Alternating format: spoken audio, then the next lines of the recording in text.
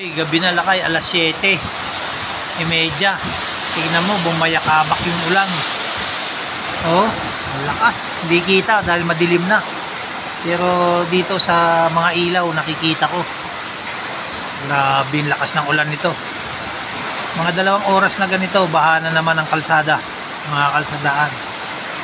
Paalala lang, yung mga nasa mabababang lugar. Ano na kayo? Safety na kayo.